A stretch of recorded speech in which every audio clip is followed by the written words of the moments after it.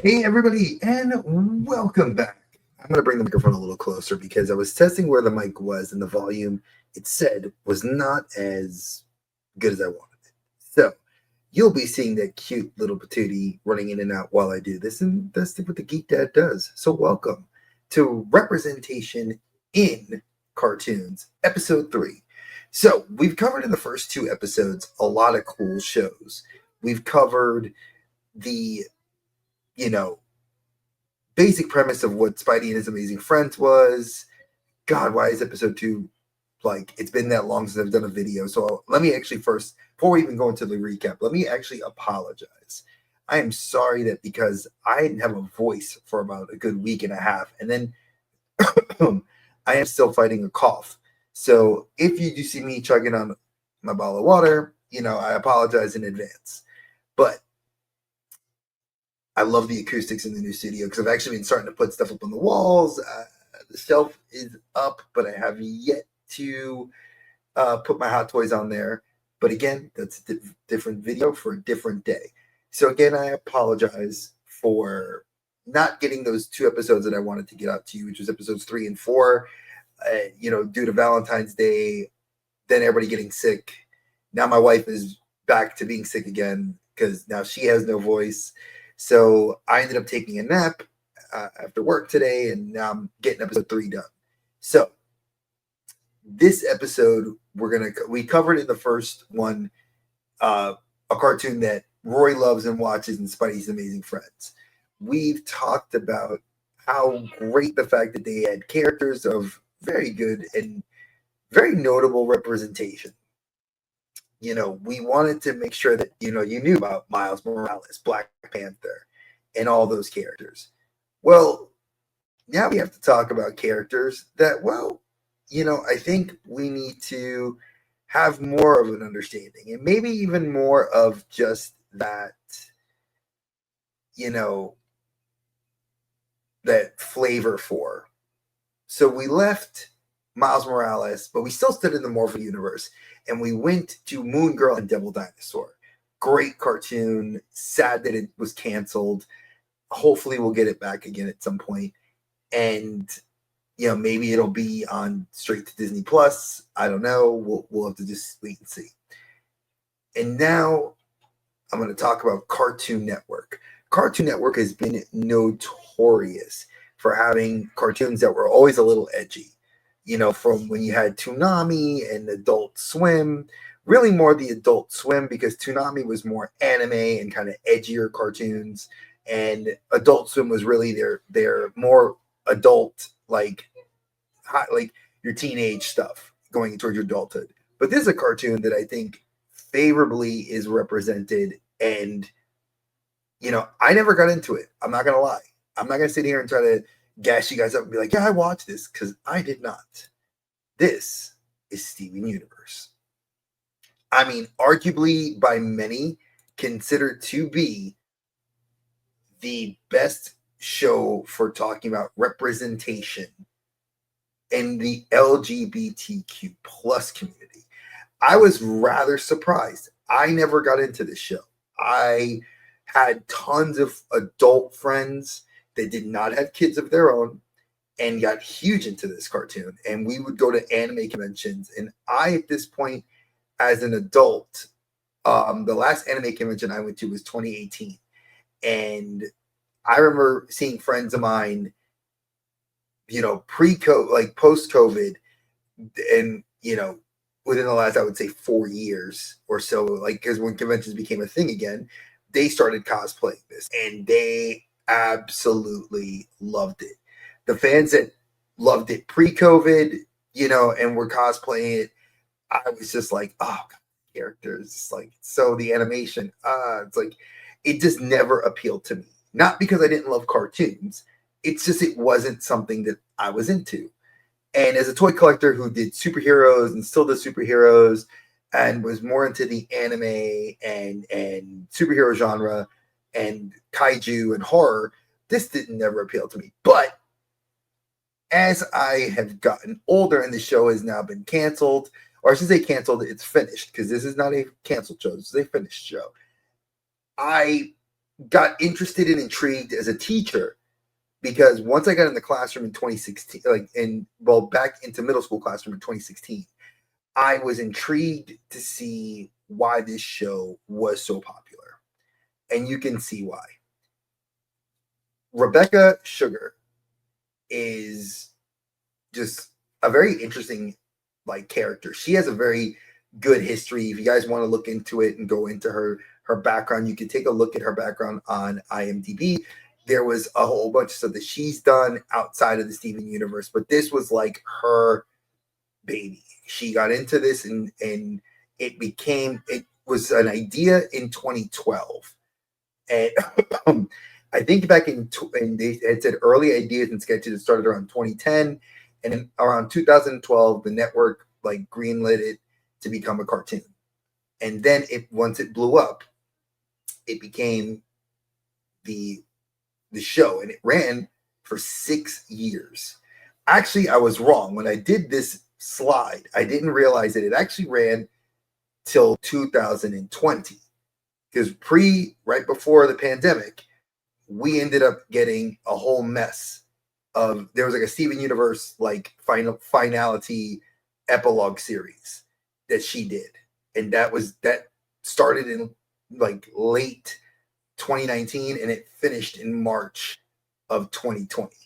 So one of the big things I had come across in my research, and a lot of people have said this, but the BBC, looking at how they rated movies and the such, the BBC said that on their list and they polled, all of Europe, this is considered to be one of the best cartoons of the 21st century.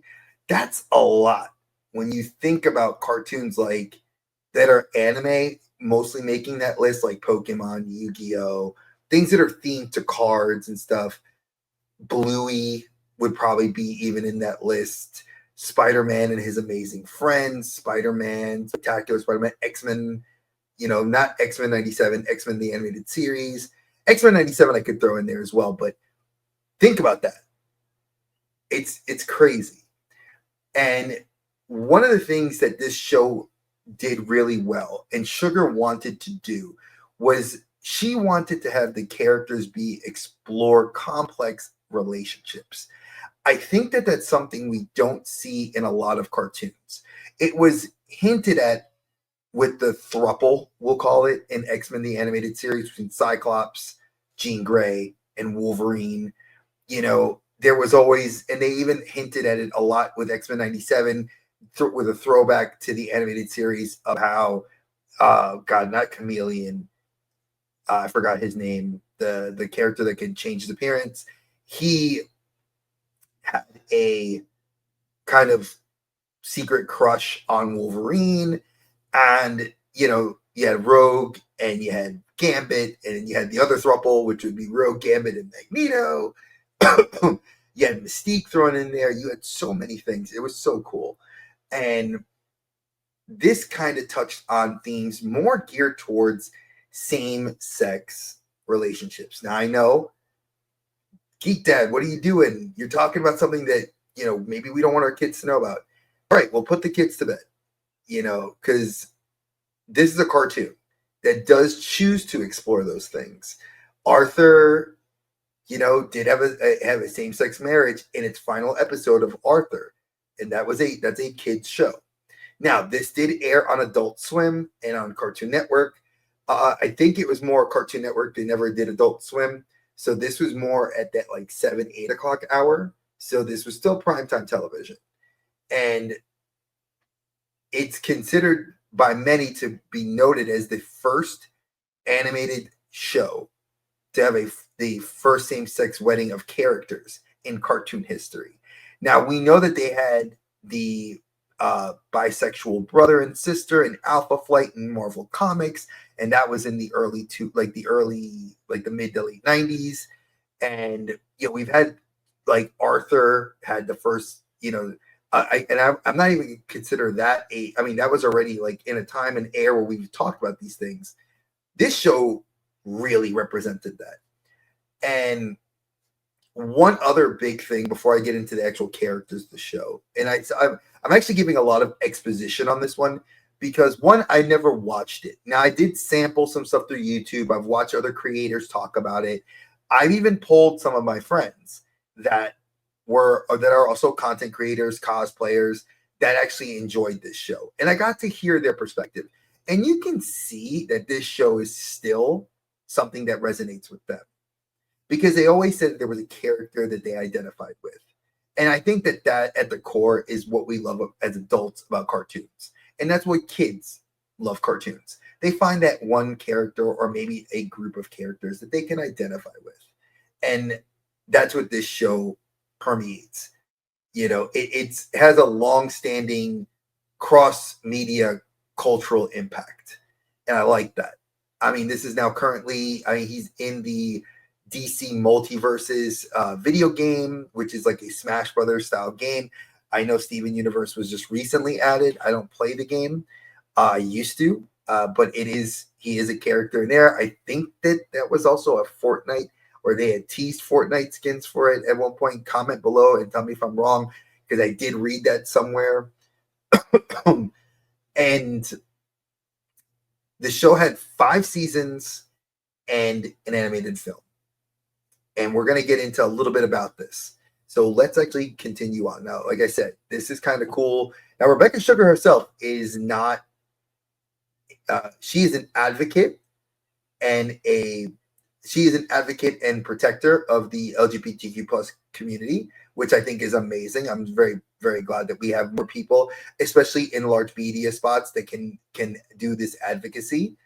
And, you know, she's married to her husband, and they don't, I never read about her personal life like that, but this show was like a magnum opus. And I think she did a really good job, and it kind of shows in the characters. All right. So I kind of try to do this like old school baseball cards. Like I thought it would kind of look cool. So Steven Universe. Now, what you're going to notice in the upper left corner of the slide, you're going to see Steven Universe as his version of himself. The bottom right corner is his teen version of himself. The show does go through years and his growth as they're trying to save the Gem Empire, which I thought was kind of a cool premise. You know, he is considered to be a hybrid, a human and gem hybrid, the only one to exist. He was voiced by Zach Callison. Now, that's why I said I stood corrected when I did that first slide. I didn't go back and correct it, so I'm correcting myself while we're doing this. He voiced Steven Quartz Universe. We'll get into why he's Quartz. He voiced him for the entire run of the show, and I think he does the voiceover work for him in the video game for Multiverses. I also think he was in a Cartoon Network Racers video game. I don't know about that, and I don't know if they took voice work for him there as well. I didn't go that deep into his IMDb. But Steven Universe, who is our protagonist, he suffers from anxiety and mental health issues, which is very odd for your protagonist to have this definitive weakness that and I don't consider mental health a weakness at all, because I suffer from anxiety and I've suffered from depression. So I can relate. But I think it's an interesting thing to put those on a character so young who is finding out his kind of purpose and his powers. And he's, you know, always in constant danger as he's kind of trying to survive and work with this group of gem warriors. So let's move on to our next person. Now, this is Grace Rolick, is the person who voiced her. She's up here, right on the right. Now, Connie Maharswaran, I am so sorry for any of my viewers that are of, you know, of Indian or of sub-Indian subcontinent of India that are, I'm mispronouncing the name, I apologize. But she is his best friend and is a bookworm. My wife, when I told her about this character, laughed because she identifies with this character. My wife is like, loves fantasy, loves romance novels, is just an avid reader, and that's what Connie is. Or yes, that's what Connie is. And she doesn't get any powers in the show ever until she inherits the sword of Steven's mother. And then she is basically like Hawkeye, Black Widow, not a person with any superpowers, but is training to fight alongside these other warriors to defend her home and her best friend, who is Steven Universe, who later becomes and kind of inferred upon throughout the series as kind of like a love interest. I don't know. I've never watched the series. Again, if you have, comment below. I'd like to know, because my best friend and I are like super close. I love her like my sister. Love you, Coley. And, you know, if my best friend and I bickered and fight, and she's also an avid reader as well, you know, it's kind of like, you know, we did wacky adventures before we kind of had life just happen. Yeah, it doesn't mean I don't love my best friend, but it's an interesting, you know, love in the platonic, not in a romantic way. And they do actually hint at a later point, from what I've read about the movie and the epilogue series, that there is a romantic relationship sort of inferred, but because they're teenagers, Connie doesn't want to like pursue anything. So I do like that there's that level of complexity that, like, even as a teenager, Steven Universe is like, you're the one for me, and like, let's get married. And my wife and I thought about that. Like, we talked about this, and it's a very interesting dynamic to talk about. Like, two people that are friends that have this kind of unrequited love for each other, and they it's mentioned. And I mean, I did see a bunch of fan art when I did Google for pictures of them, and I thought it was kind of cool. But it's interesting to talk about that it's hinted at, it's talked about, but never really outwardly said. So again, I didn't get into the show. Let me know. Now, this is interesting. This is Garnet, one of the Gemstone Warriors, and voiced by Estelle. Estelle, if you do not know, she is a UK like icon in a model, singer, dancer, hip hop star, and she has voiced Garnet. Garnet is one of the characters I remember visually seeing, and one of her albums actually was, the cover art was drawn by Rebecca Sugar recently to kind of show, and she did sing songs for the movie, which I think is considered, we'll get into that later, what the movie's considered. I thought that was kind of interesting too. We'll get to that point. She's the character that a lot of people had issues with, and I could understand why they had issues, but I don't care. It's a cartoon. Again, Garnet is a fusion between Ruby and Sapphire, who were two of the Gemstone Warriors prior that fell in love with each other, and they fused together because of the love for each other. They never chose to separate, like me and my wife. You know, you love somebody so much that you don't break apart, which I think is awesome. It means a lot. So I thought that was kind of a cool little tidbit to talk about this character. One of the more prolific characters I've seen a lot of fan art for, and I've seen a lot of people cosplay. Think it looks really cool. Now, this is Amethyst. This is another one I did see a lot of people cosplay, and I think is one that a lot of people would identify with the most. Amethyst is voiced by Michaela Dietz. She, again, all the voice actors covered their characters straight through to the epilogue series. She overcomes something that I think a lot of people have to fight to overcome, especially as young adults, kids, teens, into adulthood, and even some adults suffer from it: low self-esteem. She looked at her teammates as they're more powerful than her, and she would never be as powerful. I think that is something that we saw in Hawkeye. We saw that in Age of Ultron. You know, you see that with Black Widow. And you even see that with Captain America when he fought Thanos. You see that with Thor. So you do see that kind of idea of low self-esteem, that you're not doing what you could have done. You know, but imagine that was something you dealt with all the time.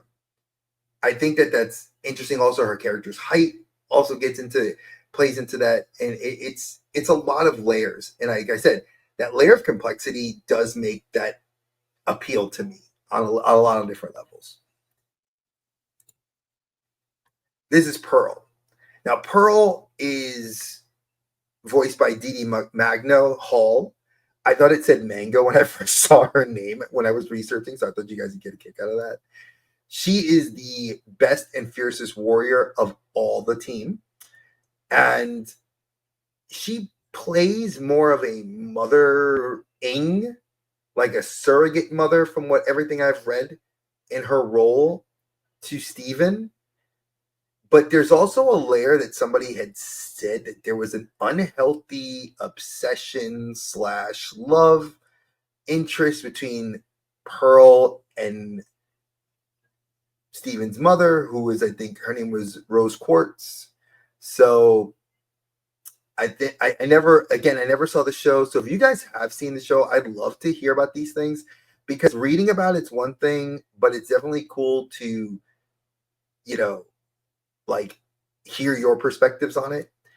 And a lot of people have stated that she is the best representation for a queer character in cartoons. So from the artwork I saw, it definitely represents that. I think that looks really good. I will say this and die on this hill. If you find a character that you really like sync with, it makes a difference. If a character makes you feel like you feel represented, you're going to want to watch the show. You're going to want to buy the merch. You're going to want to you're going to cosplay, because that person makes you feel that much closer to being who you really are. And that's cool. Now, one of the things was the show, like I said, this was never canceled. This show ran its run. And in 2019, they did a film. The film was classified upon 3 different websites I went to, a musical science fiction animation. I was like, okay, I've never watched the film, but it is really well received. So I may watch the film. Now, the film takes place like at the end of the series, so there may be a fair amount of things I'm going to miss. But I always say, if I watch something at the end, I can read a little bit into it, and it's supposed to be some major cool stuff involved in there. And it is a lead-in to the epilogue series, which is called Steven Universe Future. The film actually aired on YouTube and Cartoon Network. I don't remember ever seeing this in theaters. Now, mind you, this was the pandemic era, so this didn't have like a box office draw or any of those statistics I could look at. So again, I do know that this movie did have a Blu-ray release and a DVD release.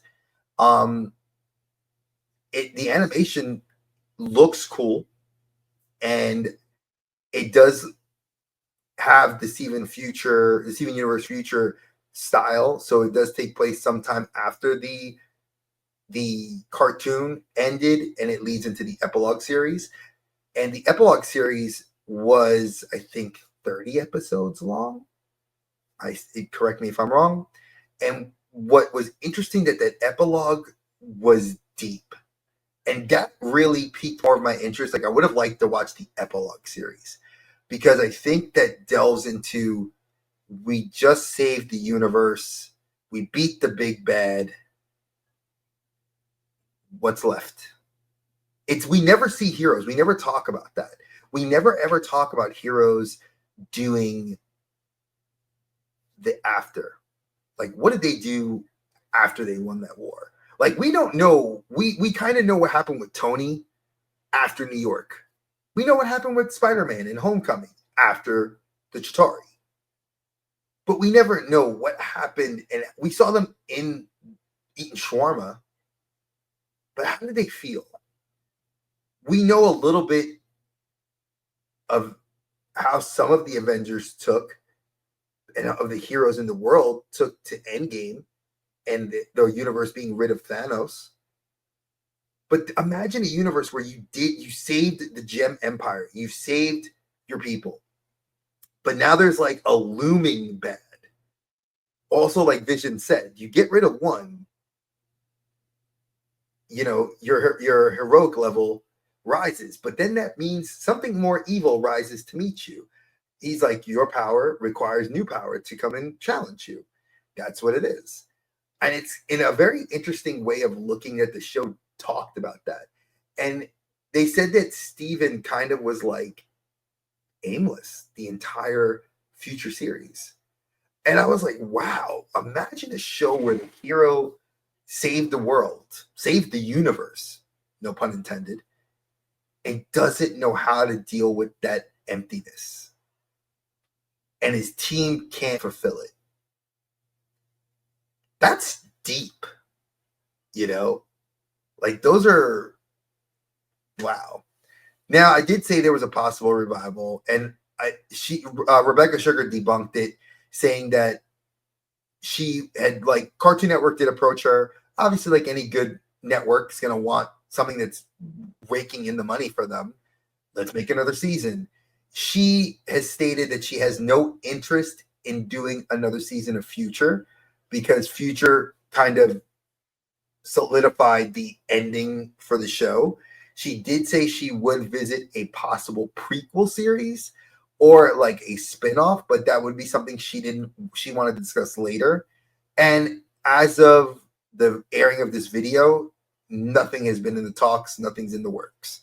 Now, the characters have shown up in other works of fiction and other things, but I think this was a very cool show from everything I read. I think it's an interesting idea. I want to know what you guys think. I know if there's fans that have watched this, I'd love to hear what your thoughts are. I think it's a cool concept, regardless of the airing of this show, knowing that the temperature for a lot of the theme of this show, which I'm an advocate for, everybody deserves to be happy. What do you guys think? Was it a great show? Was the animation weak? I won't lie and say that the Thundercats animation styles that this studio did not make me happy, because I know Rebecca Sugar didn't touch the Thundercats. Like, she didn't have anything to do with the writing for the show, but her studio did the animation, and I hated it because I love Thundercats. But what do you guys think? Let me know in the comments down below. I hope you guys enjoyed this. We have another episode coming up, and I think you guys will like what that is. And as I always say, man, stay geeky, y'all. Peace.